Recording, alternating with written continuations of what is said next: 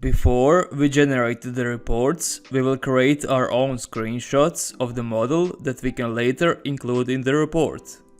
We simply click on the new screenshot command,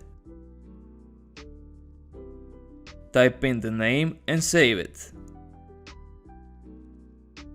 All saved screenshots are visible in the gallery.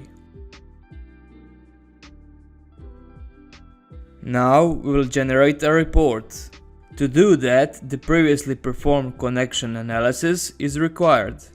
The report provides all the information about the connection, name of the project, who created it and when, information about profiles, types of bolts and loads.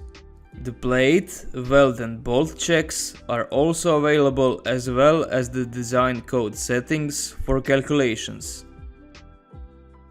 It is possible to export the report to a Word, PDF and DXF format. In this category we can choose from brief, one-page, detailed and BOM type of report.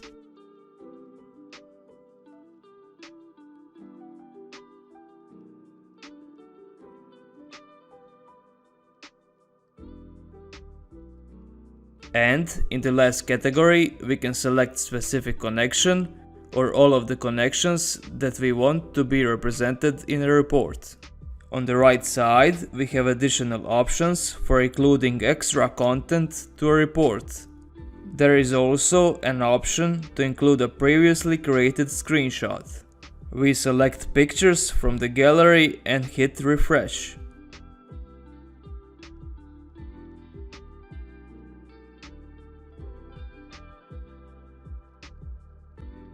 The screenshot is now visible in our report.